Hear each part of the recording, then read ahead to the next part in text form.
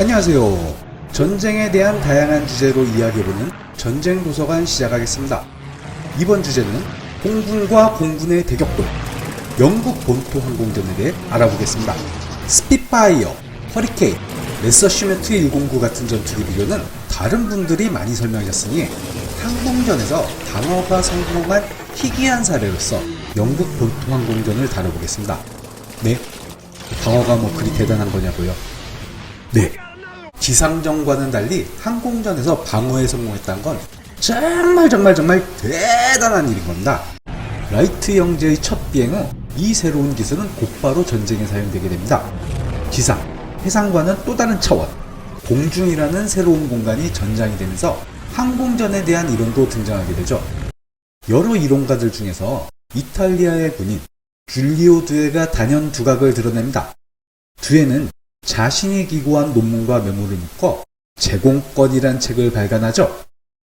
공중을 나는 새를 찾아서 사냥하기보다 지상에서 새 둥지와 새알을 찾아서 파괴하는 방식으로 적의 항공력을 무력화시키는 방법이 더욱 쉽고 효과적이다. 두에의 제공권 핵심 주제 중 하나는 항공전에서 제공권을 획득하려면 공격을 통해 적 공군력을 박살내는 것이 가장 효율적이며 방어에 대한 노력은 실패하거나 제한된 성과만을 얻을 거라는 거였습니다.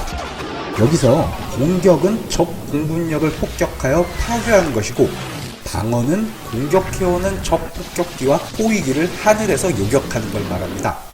동일한 규모의 공군끼리 싸우더라도 공격 측은 항공력을 집중하여 지정된 목표를 공격할 수 있는 반면 방어 측은 분산된 기지에서 대응을 하게 되므로 심각한 수적 열세를 겪을 수밖에 없다는 게 두에의 제공권 이론이었던 거죠. 공격 측은 하나하나 적 공군력을 파괴해 나갈 테고 방어 측은 큰 이득 없이 항공기와 기지를 모두 잃을 수밖에 없다는 거였습니다. 설사 아군 공군이 적 공군보다 열세일지라도 공격을 통해 적 공군력을 감소시키고 상대의 공격 템포를 줄이는 게 훨씬 이득이라고 보았습니다. 이렇게 이론적으로는 방어가 불리한 상황이지만 영국은 본토 항공전에서 공격보다 방어에 더 중점을 두기로 하죠. 방어에 있어서는 폭격기는 큰 도움이 되지 않고 오직 전투기만이 날아오는 적 항공기들을 맞아 싸울 수 있다는 문제가 있습니다. 이에 반해 독일 공군은 보유 전투기와 폭격기를 모두 공격에 투입할 수 있었고 이 때문에 양측 항공 전력은 더 크게 벌어지게 되죠. 1940년 7월 영국 공군은 허리케인 463대, 스핏파이어 전투기 286대가 가용 전력이었습니다. 이외에도 디파이언트, 블레넘 전투기를 일부 보유하고 있었고 모두 합해 900대의 전투기 전력이 가용했죠. 독일 공군은 영국 해협 너머의 제2, 제3, 제5 항공함대에 단발 전투기 메서시미트 109 809대, 쌍발 전투기 메서시미트 110 280대, 융커스 88, 하인켈 111, 도르니에 17 같은 쌍발 폭격기 총 1260대, 융커스 87 급강압 폭격기 316대, 그 외에 각종 정찰기 244대를 보유하고 있었고 도합 2909대에 이르렀습니다. 단발 전투기 숫자만 따지면 비슷하지만 방어 입장이다 보니 수적 열세가 이렇게 확연하게 나네요. 그러나 영국에게는 비장의 비밀 무기가 하나 있었습니다. 항공전의 양상을 변화시킬 바로 그 물건, 레이더였습니다. 레이더는 조기 경보를 가능하게 해줬고 이 정보를 바탕으로 전투기와 대공포를 통합하는 방공지휘 네트워크가 탄생한 겁니다.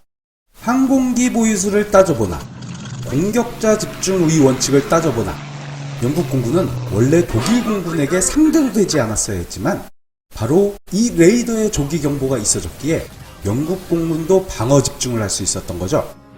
이 정도면 방어도 좀 비벼볼 만하지 않겠습니까? 영국에게는 든든한 보충 능력도 있었습니다. 영국 본토 항공전의 임원에 있어 영국은 전투기 생산에 사활을 걸고 있었고 1940년 8월과 9월에 1900대의 전투기를 생산해냅니다. 이에 비해 독일은 겨우 775대의 전투기를 생산했을 뿐이죠.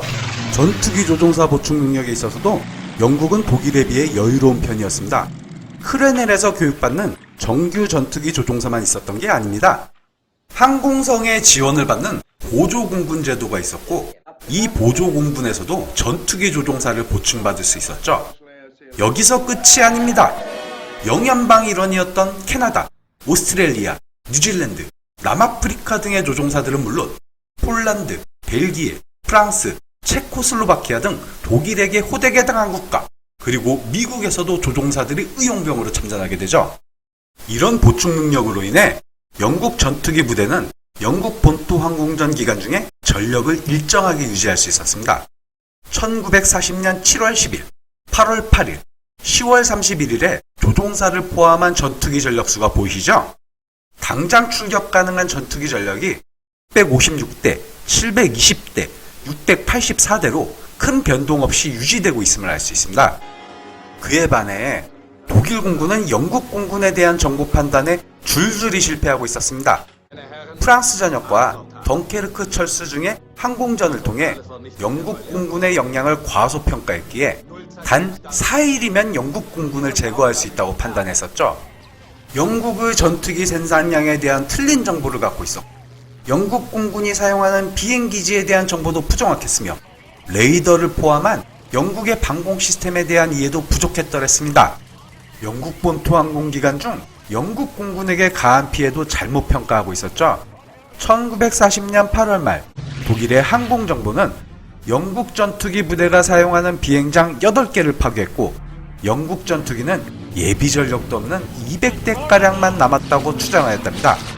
파괴되었다는 비행장은 즉시 복구되고, 영국 공군 전투기가 실제로는 무려 700대가 작전 가능한 상태였으며, 예비기도 250대를 보유했다는 걸 생각하면 엄청난 오판이었던 거죠.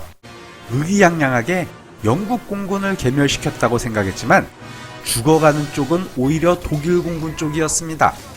1940년 9월 초 독일 공군 전투기는 500대로 감소하고 10월 1일에는 겨우 250대로 쪼그라들게 됩니다. 영국 공군이 다 죽었다고 생각한 9월 초, 괴링은 공격 목표를 변경하여 도시와 통신망 파괴를 명령합니다. 이제 제공권은 독일 공군에게 있으니 9월 15일로 예정된 바다사자 작전, 즉 상륙작전을 위해 영국의 저항 능력을 감소시킬 필요성이 있었던 거죠. 이런 오판 속에 계속된 항공전은 독일 공군에게 재앙으로 다가옵니다.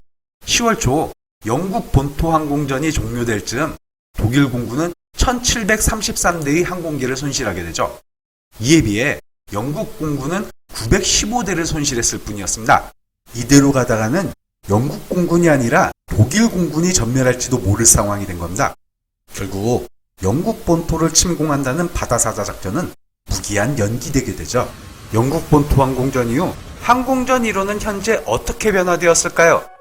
레이더, 기대공 미사일과 같은 방공화기의 발전과 통합방공 네트워크의 등장으로 인해 공격 중심의 제공권 이론이 무뎌지지 않았을까요? 사실 전혀 그렇지 않습니다. 현대 항공전 이론 역시 공격을 선호하고 방어는 피치 못할 사정이 있을 경우에만 권장되고 있죠.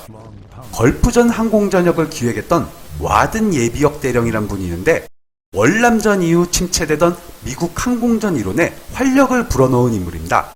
와든은 자신의 저서 항공전역에 다음과 같이 서술하고 있죠.